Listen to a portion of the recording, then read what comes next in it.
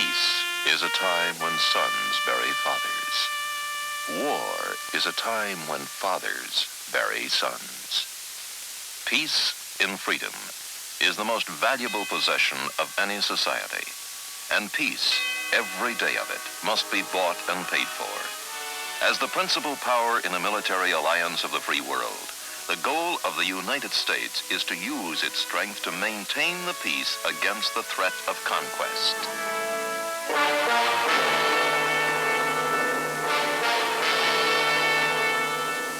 In a dangerous and changing world, a massive military establishment is necessary to our common defense. This is the responsibility of the President, and under him, by law, the Secretary of Defense is charged with securing and maintaining that military establishment. The Secretary is Mr. Robert S. McNamara. Recoilless rifle. I have here one of the new family of Communist Chinese weapons. This is a light machine gun of their 7.62 class. Ammunition for this can only be supplied from Chinese sources. This gun bears the Chinese arsenal mark and has obviously been manufactured in that country, supplied by China to North Vietnam, infiltrated by North Vietnam into the south. A Chinese gun, roots of infiltration. The Secretary keeps America informed through regular news conferences, for an informed nation is a prepared nation. And the United States today is prepared against every form of aggression, from guerrilla warfare to ballistic missiles. An American desert. This is an early test before our country, along with over 100 other nations, agreed to cease atmospheric testing of nuclear weapons.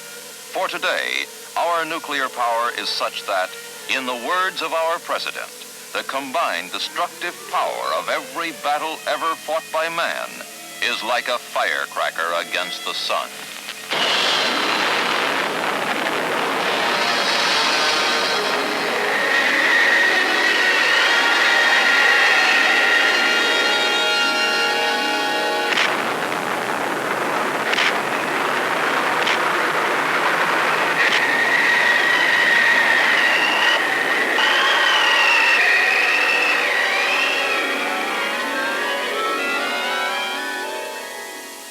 This is the awesome power. And the power we have today is more than that of any adversary or combination of adversaries. The fact that we have it is the greatest deterrent to nuclear war. Helping to protect us against nuclear attack are radar installations, networks of sensitive nerve ends, part of the ballistic missile early warning system called BMEWS. A nerve center of our defense alert system is this underground headquarters of the Strategic Air Command. No surprise ballistic missile attack could catch us unprepared, for in underground silos, enough of our retaliatory power would survive to assure the destruction of any aggressor nation.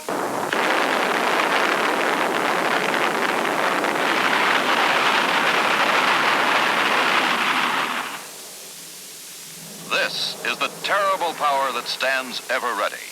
This is the awesome power, always under control as it is here in Holy Loch, Scotland, where a Polaris missile is being lowered into a nuclear submarine. The United States is able to launch ballistic missiles in a matter of seconds from beneath the sea.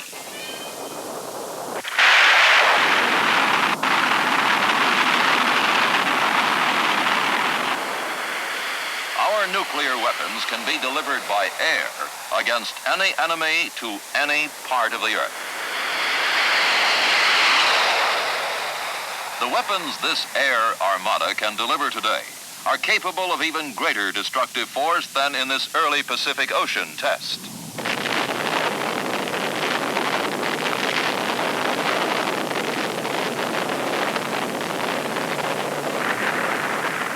This is part of the military strength of the United States, the greatest of any nation in the history of the world.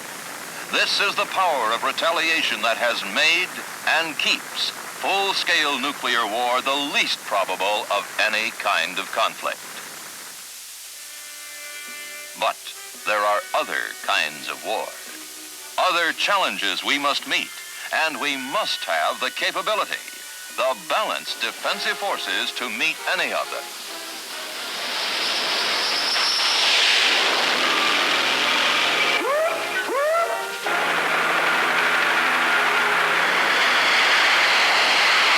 It is a formidable task to blend this vast array of weapons so that we may have a fully balanced defense structure, the fly swatter as well as the sledgehammer.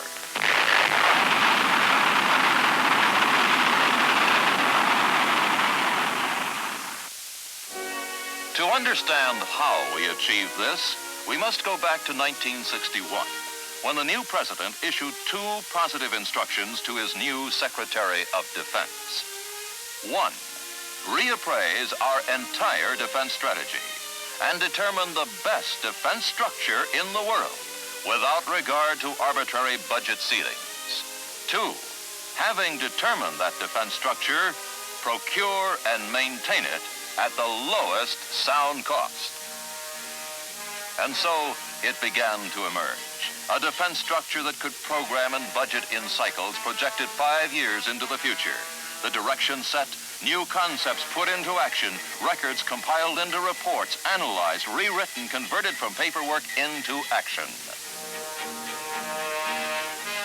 Men began to talk of tasks to be performed and missions to be accomplished, rather than in terms of 4 separate military services. The defense effort began to develop into a unified whole, all services cooperating closely, place and time acquiring new meaning, the worldwide installations becoming a panorama for study and observation, and, along the way, visions becoming revisions, revisions becoming reality. One example, the F-111. The greatest innovation in aircraft design of recent years. A fighter and bomber to serve both the Air Force and the Navy. A new kind of plane with adjustable wings for greater efficiency at both high and low speeds. Other accomplishments were the SR-71, a long-range supersonic reconnaissance craft with the most advanced observation equipment in the world. Polaris A-3, America's longest-range submarine-launched ballistic missile, soon to be followed by Poseidon, a missile now under development, 8 times more effective against the best protected military targets. And the Nike-X, the world's most advanced anti-ballistic missile system, now in development. A test vehicle is launched, and seconds later, a Nike-Zeus pursues it. Here, in actual photography, the flash indicates a successful intercept of the test vehicle by Nike-Zeus. Meanwhile, the Secretary of Defense and the Joint Chiefs of Staff continue to improve America's defense posture. Some significant accomplishments. Nuclear warheads in our strategic forces increased 150%. A 200% increase in both the number and total megatonnage of nuclear weapons in the strategic alert forces. A 100% increase in general ship construction and conversion to modernize the fleet. A 1,000% increase in the special forces trained to deal with counterinsurgency threats. A 100% increase in airlift capability. A 67% increase in tactical nuclear weapons deployed in Western Europe. A 51% increase in the number of tactical fighter squadrons. A 45% increase in the number of combat-ready Army divisions. And all the while, in addition to these increases and others, a constant sharpening of the efficiency of our military manpower. All these improvements, all these new weapons programs, all this vision now give us total readiness for any kind of warfare.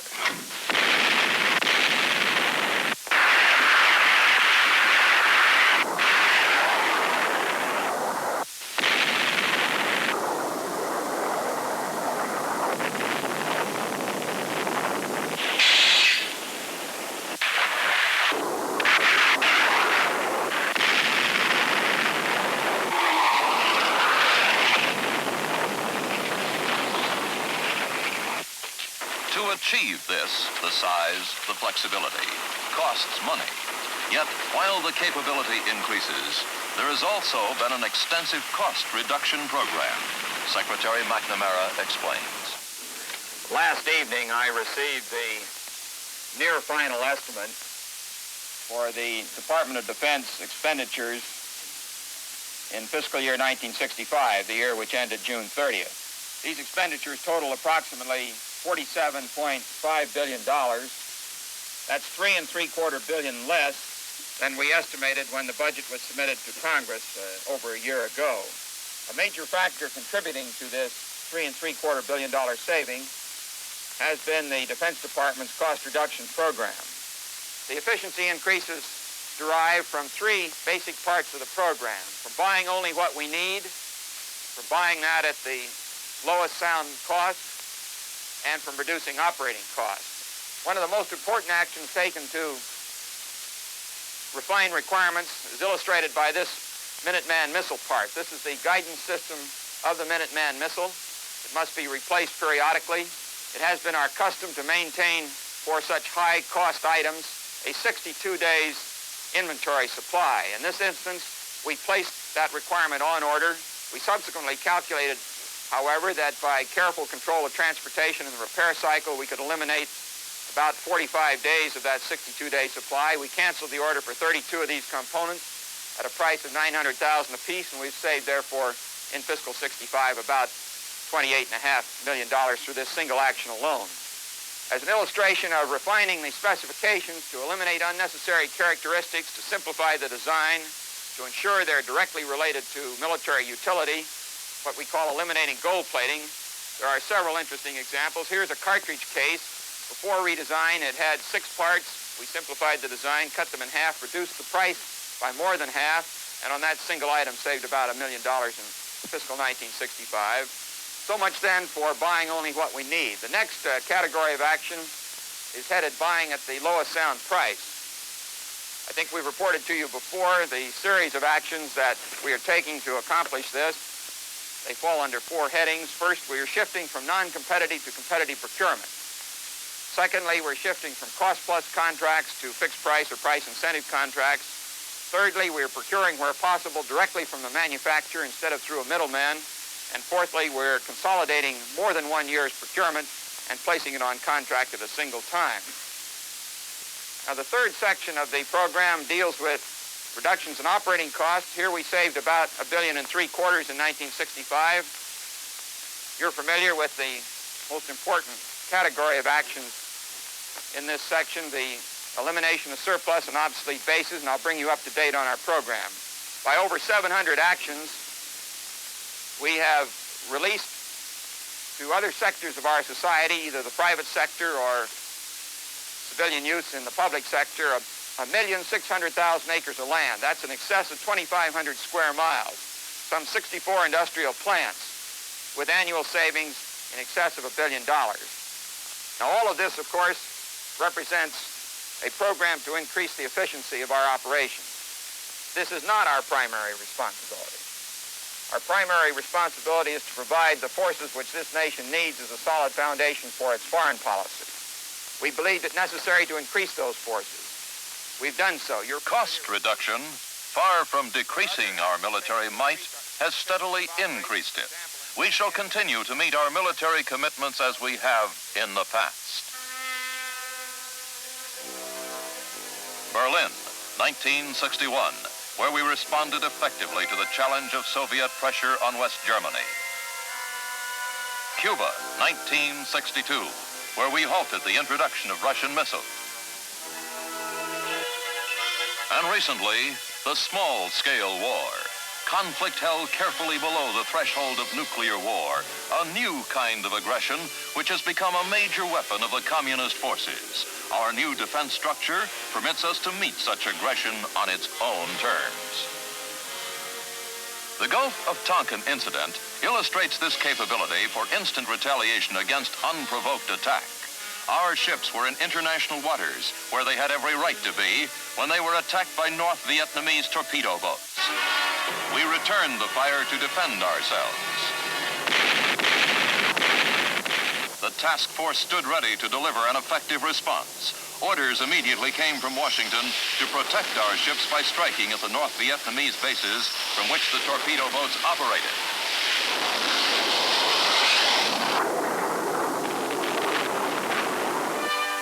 The Gulf of Tonkin incident was quickly over. Our prompt, efficient action, appropriate response. Where, when, and in the manner needed. Entirely different in nature was our response to the devastating effect of an earthquake in the Central American Republic of El Salvador. Our reaction to a request for aid was equally rapid, equally efficient. In less than 12 hours, airlifted equipment and supplies were arriving. 250,000 pounds delivered to emergency shelter sites. 3 United States Army field kitchens immediately set up to feed the homeless. Tent cities erected. U.S. military medical personnel supplied to treat the sick and injured in cooperation with local doctors and public health officials.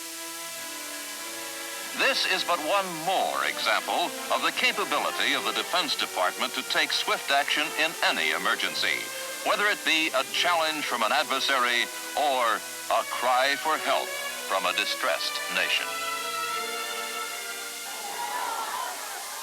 Another call for help, now from the Dominican Republic, as rebel forces turn Santo Domingo into a battlefield. The Dominican government informs our ambassador that the safety of Americans and citizens of other nations can no longer be guaranteed.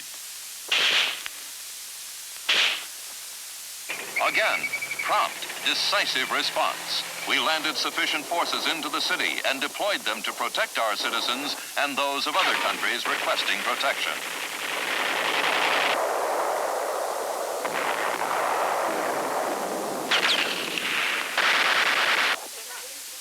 All American civilians and other nationals requesting safe passage were transported to the airfield under military escort. In a still dangerous situation, we continue to deploy our protective troops along the city's streets.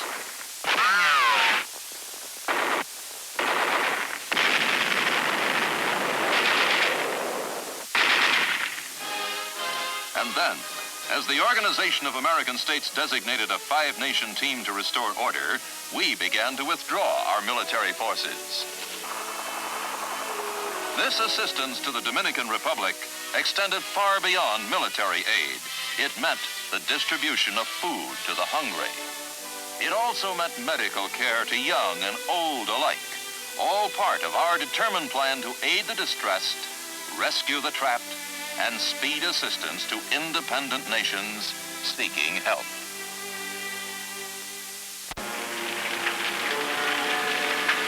But across the world, the flames of war are fanned by ever-increasing aggression against South Vietnam. Treachery and cruelty by the Viet Cong. Not only villages and towns destroyed, but transportation as well. The South Vietnamese military forces have been fighting the Viet Cong for years, wherever they could find them. Sometimes it was across the dry, hot plains under a merciless sun. Sometimes it was in rice paddies during the steamy monsoon season. And sometimes it was from the very trains the Viet Cong tried to destroy.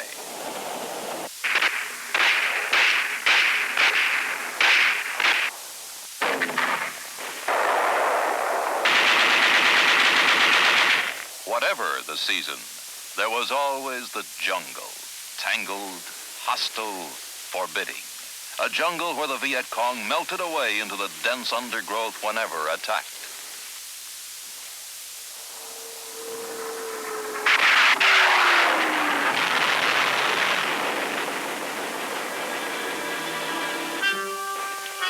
Wherever they fought, the South Vietnamese gave no quarter and asked for none. Viet Cong and infiltrated North Vietnamese are flushed out step by step, while the search continues by wary patrols, day in, day out. And like all wars, this war demands its cruel price in terms of human suffering. At the request of the South Vietnamese, the United States, under 3 American presidents, has been providing military assistance and advisors without interruption. In the air, we developed a way to overcome the rugged Vietnamese terrain by making air highways with helicopters.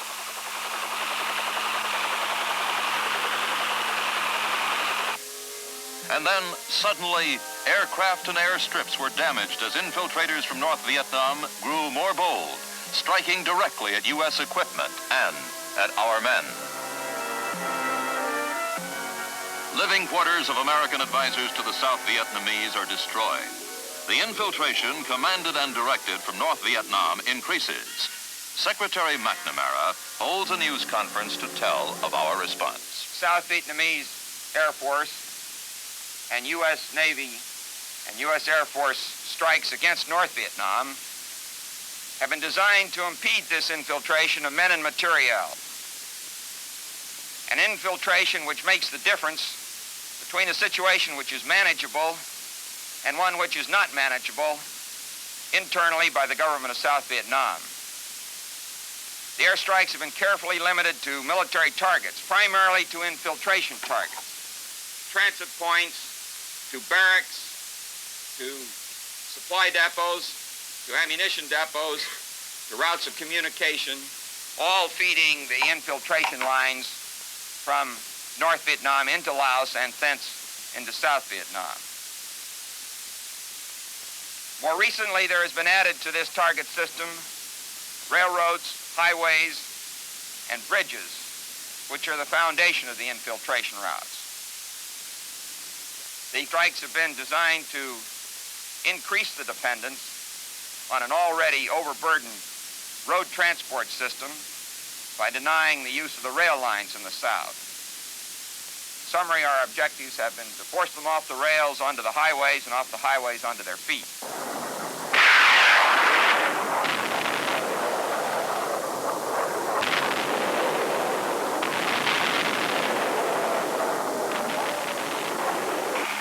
The fighting in South Vietnam continues.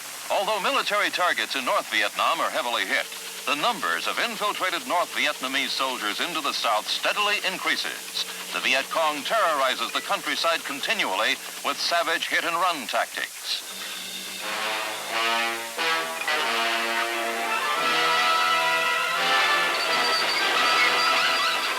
The rapid increase of infiltration begins to create an unfavorable manpower balance. Secretary McNamara addresses the nation on this serious problem.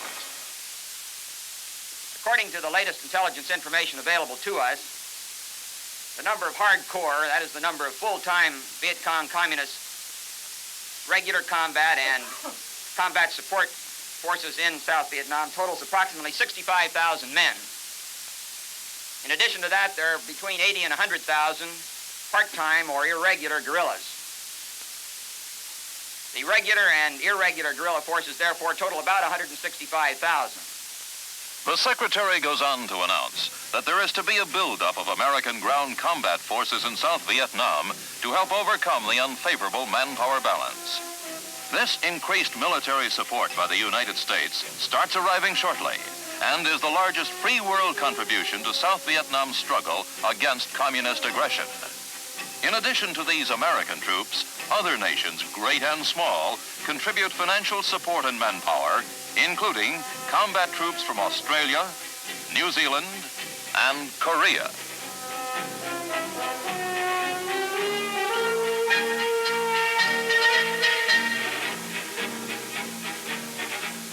Our combat forces were deployed to areas known to be Viet Cong strongholds.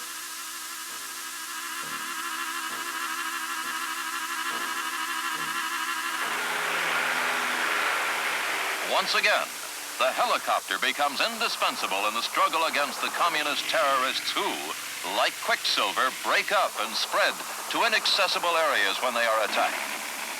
But very little, if anything, is inaccessible to our troops in helicopters. But helicopters and modern equipment cannot be the full answer. For here in Vietnam, it is still up to the individual fighting man to go by foot to seek out, find, and destroy the enemy. Tactical airstrikes support the infantrymen's efforts, helping to eliminate the hardcore Viet Cong.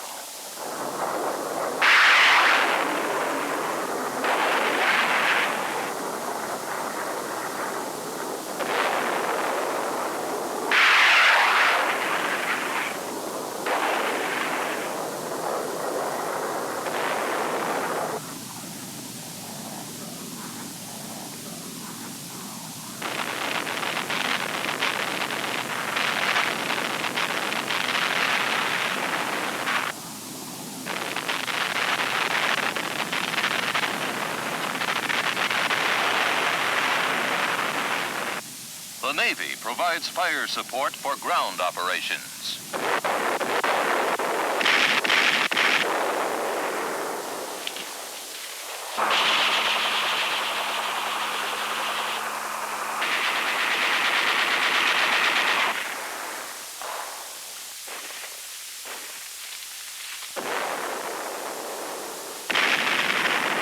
And finally, prisoners of war.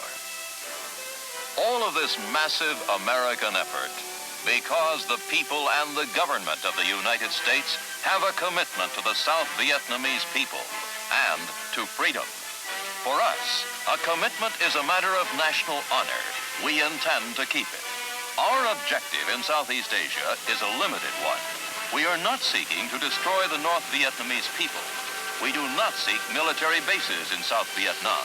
We are seeking to help the South Vietnamese people retain their right to control their own destiny, to develop politically, economically, and socially as they choose, without interference from foreign directed aggression. This is our commitment in South Vietnam, and every commitment must be bought and paid for. In a world of 120 nations, the defense of freedom remains this nation's duty, all day, every day of the year. As President Johnson has said, upon our strength and upon our wisdom rests the future, not only of our American way of life, but of the great society of free men. And the President has also said, let the world know we walk the road of peace because we have the strength we need. With our strength, we seek to shelter the peace of mankind. We are armed to ensure our own security, and we're armed to encourage the settlement of international differences by peaceful processes. The United States does have and will continue to have a commanding superiority of arms, but those arms are not for conquest.